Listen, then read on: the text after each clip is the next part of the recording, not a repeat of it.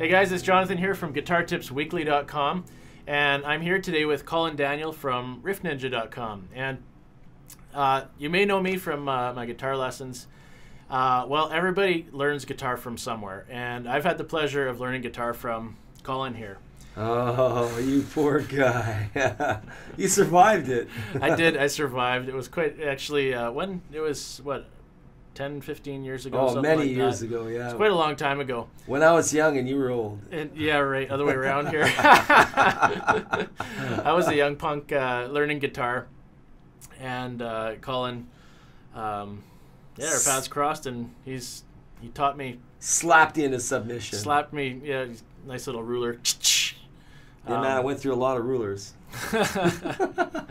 Anyways, I'm here with Colin today because we're starting a project together at riffninja.com, bringing you Colin's teaching, guitar teaching. And so I thought it'd be cool if Colin could tell us a little bit about how he got started on the guitar. Oh, man. How I got started in the guitar? Oh, well, it actually didn't start with the guitar. It started with the bagpipes. Ooh.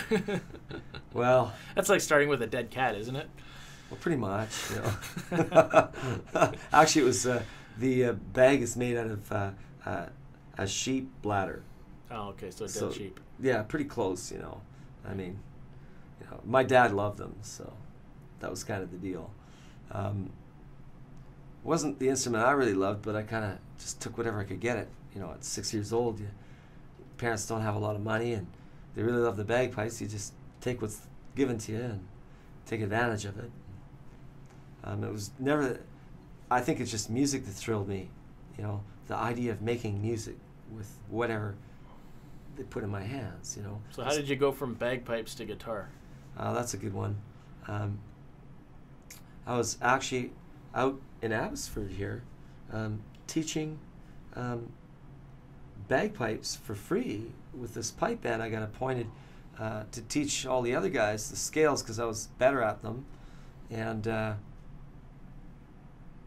I got bored of it, and I started to figure out that these other guys were doing teaching too, and they were getting paid for it. And here, the only reason why I wasn't getting paid for it was because I was young, you know, and they were taking advantage of me. And I decided that I was going to be a little enterprising because I really wanted to move on from the bagpipes and find another instrument. And I remember the day I went down to this music store in Langley, in this small town that I lived in. It was just back then it was just a little country town. And I went in and I saw this 12-string, Fender 12-string acoustic that I just fell in love with. It was like $450, way out of my price range. Yeah, that's you know, like $450. High-priced guitar back then. Yeah, well, yeah, it'd be worth about $2,000 now. You know? Yeah.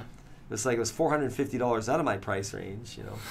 Yeah, exactly. And my mom and dad were certainly not going to buy me a guitar. No way. That they associated that with the Beatles and long hair, hippie drugs, the whole bit, right? So they were against it.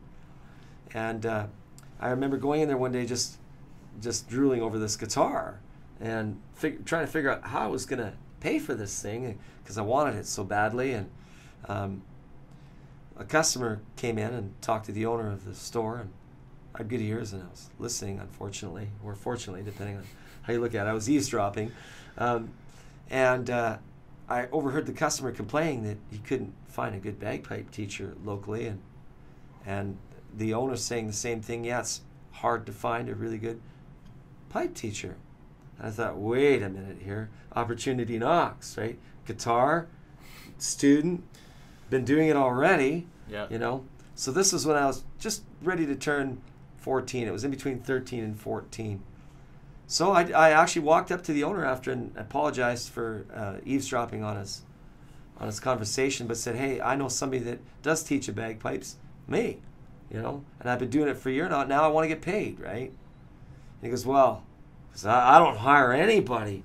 I'm a musician myself, and how old are you, kid? You know, isn't the bagpipes hard to play? And he was kind of giving me the gears a bit, and I said, I'll bring him down and play him for you.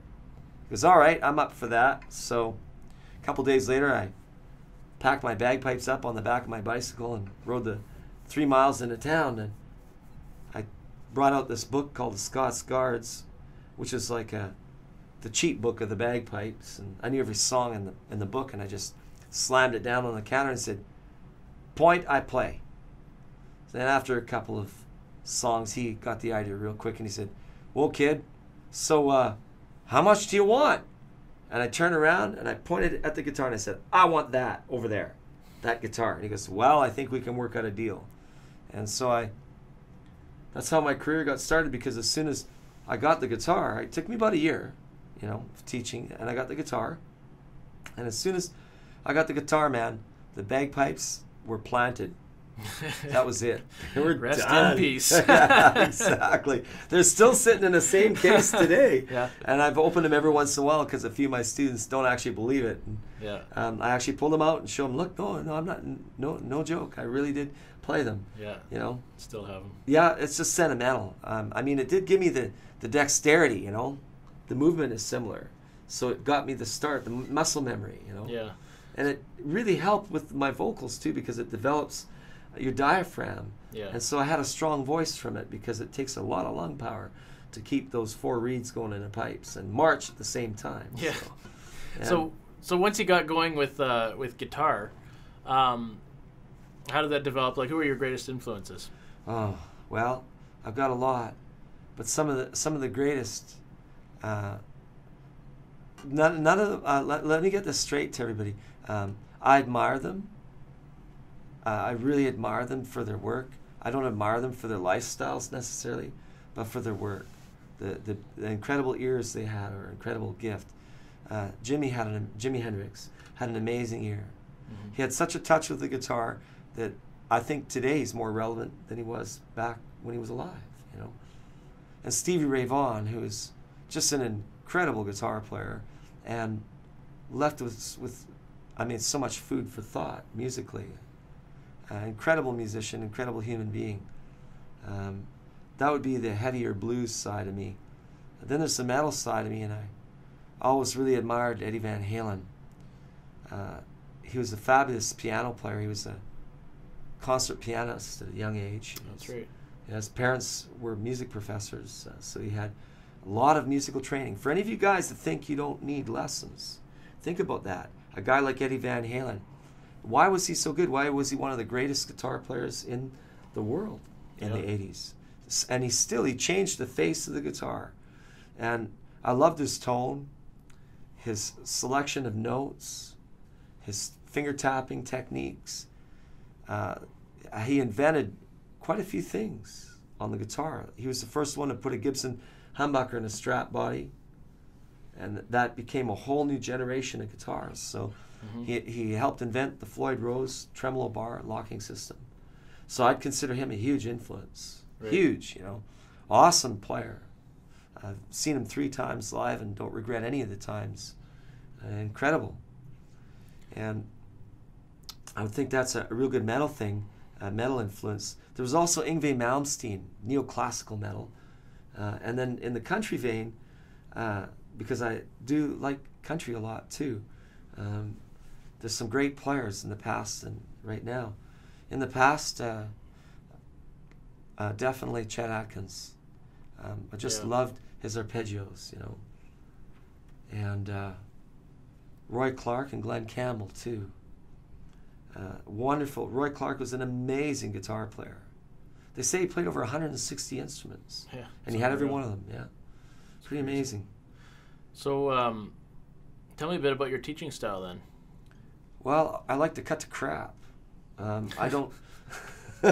I don't believe in these books, man. Yeah. When I first started, the first thing that happened was some kid brought in a tape, because back then we had cassette tapes, of Eruption, Eddie Van Halen's finger tapping thing. And man, I'll tell you, this kid brought this thing in, and I'd never heard guitar playing like that before. And the kid swore up and down. He goes, no, really, seriously, this was played on a guitar. And I was like questioning it, going, what? Because it really had an out-of-world sound then, hearing it for the first time. Eventually, I figured out, it's done on the guitar. Yeah, I could hear it, And so I went and bought the book. As soon as the book came out, because I was taught to read, right? Yeah. Everything you read, and you play what you read. Yeah. Well, first of all, there was no Eruption, nowhere to be had. And second of all, it was all written in the wrong key. They forgot to mention that Eddie Van Halen and his band liked to tune down. and all the chords are simplified, and it just wasn't. It didn't sound right at all. Didn't work. No, not at all. And that was the beginning of an experience. Like, I used to get kids, they would bring in Alfred's and Mel Bay's guitar books, and I didn't know how to handle those kids because I knew already then you're not going to learn the type of guitar that they wanted to learn through that book. Yeah. The only thing you'd learn is a little bit of notation, music notation. And so what I used to do is I'd go to the back of the chord page, right? First I'd look at the kid, he's usually like 12, 15 years old somewhere, and I go, oh yeah, should be coming around the mountain, eh? That's a good tune, eh? What do you think of that one? Yeah. And, you know, they'd be a little sheepish because they'd be afraid. Jingle bells. Yeah, that kind of crap, right? You know, and I go, oh yeah, Mother Goose's Nursery Rhyme. Here we go. Wow, this is exciting. 3 notes now. Wow. Yeah. Woo! And the C chord too. Woo! We're really gonna get far with this. Pushing the envelope. Yeah, and so I'd look at the kid and I'd say, kid, you don't really want to play this song, do you? And they kind of look at me. No. And I go, and I'd do some type of playing that was on the radio at the time, or the kids that I knew the kids were listening to, and of course I'd get their attention real quick. They go, yeah, that's cool. What's that? And they go, you want to learn that, don't you? And it's like, yeah, I do. And it's like, all right, well, no problem. This is what we're going to do.